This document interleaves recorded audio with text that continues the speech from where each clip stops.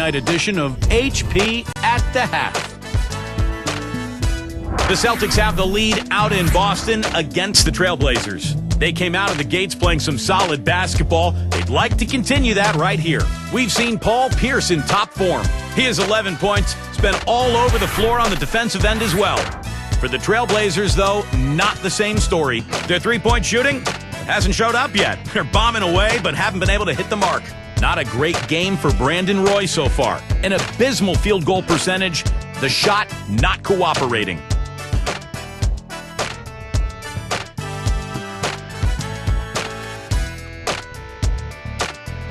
Thanks for tuning in. Now back to the action in Boston.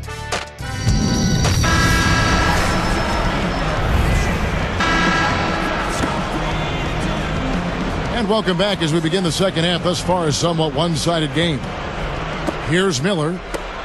With age comes wear and tear, and the Celtics experienced some of those injuries when you look at last season, Garnett and Pierce having knee issues. But you know what, Clark? Even youngsters on their team got banged up. Big baby Glenn Davis, he had a thumb injury, a broken thumb. He had an ankle injury. I mean, health is such a big issue for young and old. Yeah, that's just part of the game, Kevin. You hope that you're fortunate as a team not to have crippling injuries to key players. And Rondo's hamstring, I think a part of it is just playing in a tough division. And another part is certainly age. That's a factor. But you can't say that for guys like Rondo and even Big Baby Davis. Rondo, Allen, and Pierce for the perimeter. Kevin Garnett and Shaquille O'Neal in the middle. That's the five to begin the second half for Doc Rivers. Miller against Rondo. Allen, he's covered by Roy. Allen against Roy. Allen passes to Rondo. Just 4 to shoot. With 1 second left. Can't hit. And the Trailblazers going now the other way. Clark, you mentioned health last year for the Celtics. Health has to be a concern for them again this year, too. Without question. It's a matter of the coaching staff and the players massaging their minutes, taking care of their bodies, and doing the things necessary to be ready come postseason time.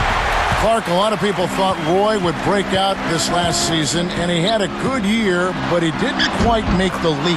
Well, part of it was injuries, Kevin. Actually, I think all of it was injuries. This is one of the premier players in the league, and he just wasn't 100% healthy, so he wasn't able to be as effective as he would have been healthy. Let's pause to take a look at the teams that were tops in field goal percentage last season. You look at the Celtics, a team that knows how to knock it down, 4th in the league. Well, I thought, Kevin, they had great productivity from their shooters last year. The guys they were counting on to knock down a high percentage of their shots, they did that. And they hope to see those same kinds of numbers this year.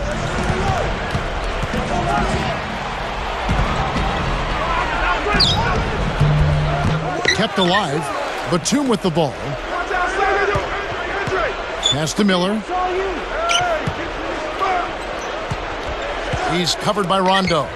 It's stolen by Rondo. You go back to Roy. People thought he would challenge Kobe as the best 2-guard in the West. Well, he's certainly moving in that direction. There's nobody that's going to challenge Kobe for that particular mantle. He's still the very best.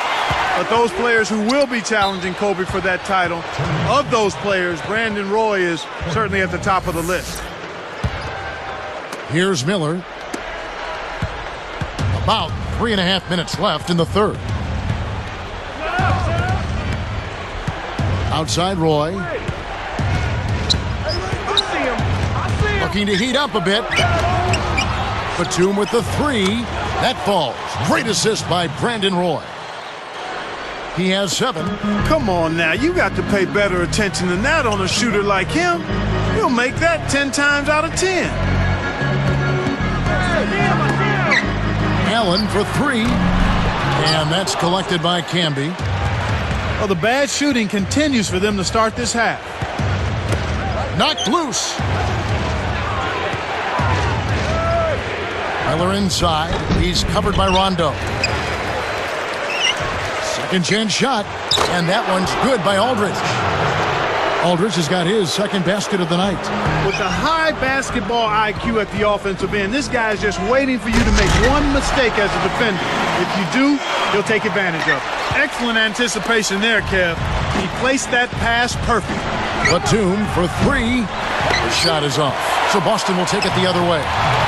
They've led by as many as 11 points. Blazers definitely became a different team, Clark, when they were able to land Camby in that trade with the Clippers last season. What exactly, when you watched him, did Camby mean to them?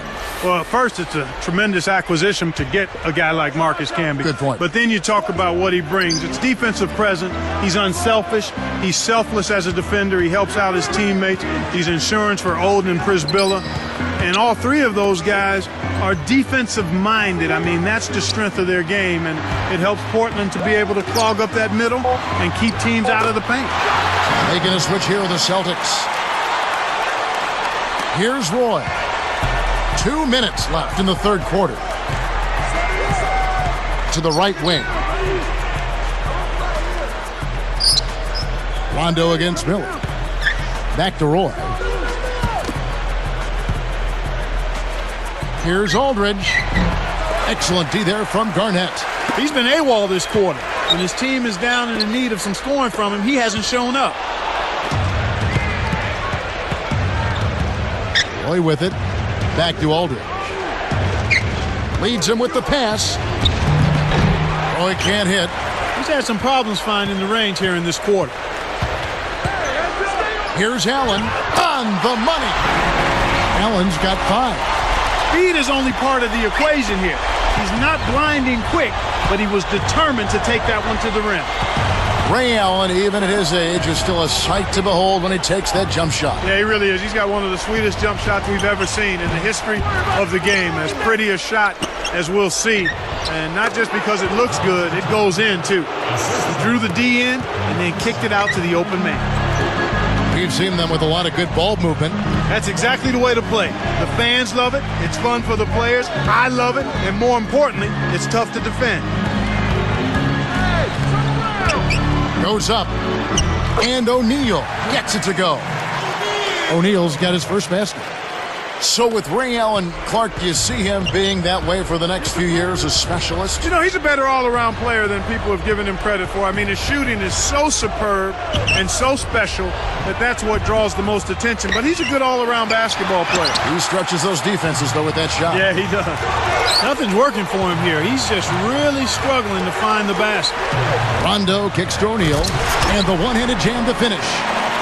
They've been scoring almost at will every trip down.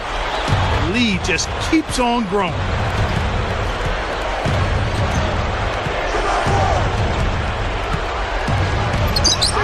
Aldridge backing in. Aldridge can't get that one to fall. We play through 3 in the double-digit game going on here. We're seeing a tremendous game from Paul Pierce. Absolutely. He's scoring well, and he's doing it with excellent efficiency. That's the key. He's playing within himself and getting good looks. Celtics lead by 14.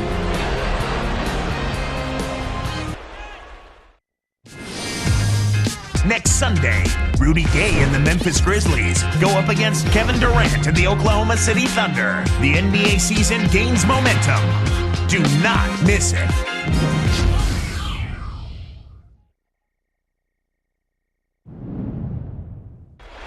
And now let's send it to our sideline reporter Doris Burke for our Sprite Spark of the game. Doris?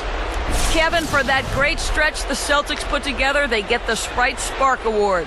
They are rolling, guys. They're making plays at both ends of the floor, making their move.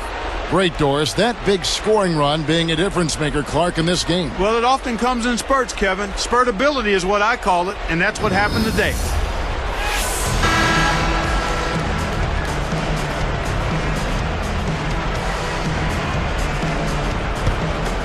Here is Robinson. And on the floor for Portland here in the fourth. Miller and Roy are in the backcourt. Camby out there with Rudy Fernandez and Oden. Robinson passes to West. Down to 5 on the shot clock. Here's Davis. Rebound by Brandon Roy. The defense couldn't close out on the mid-range Jay, and the shooter made them pay. Camby against O'Neal. Miller picked up by Davis. And Miller with the basket on the assist by Oden. Miller's got his second bucket. Outside, Robinson gets rid of it, and West backs in. Poked away. Wafer for three. The shot misses. And the Trailblazers going now the other way. And despite trailing in this one, Kevin, they're still dominating the inside game. Outside, Roy. Here's Miller. Blows the dunk. And it's the Celtics with the ball. Up next for them is the Pacers in Indianapolis. That's game one of a three-game road trip. Wafer for three. Again, the miss by the Celtics.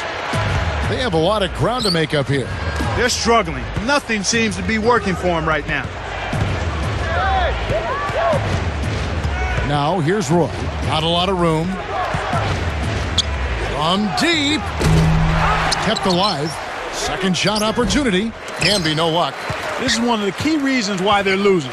You have to get more production out of your core star players.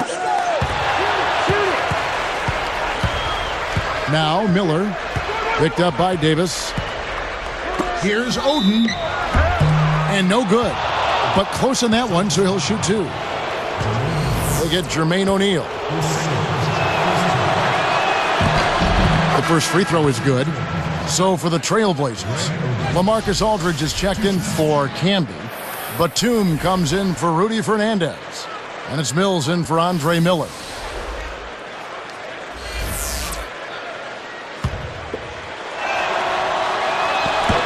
He's perfect from the line this time. Got a piece of it.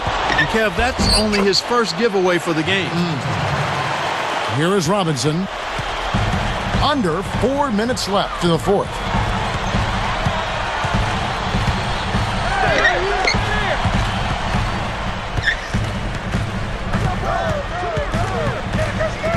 West outside. Over Roy. Again, the miss by the Celtics.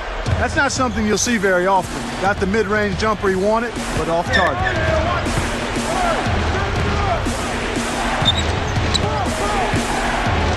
And here's Mills.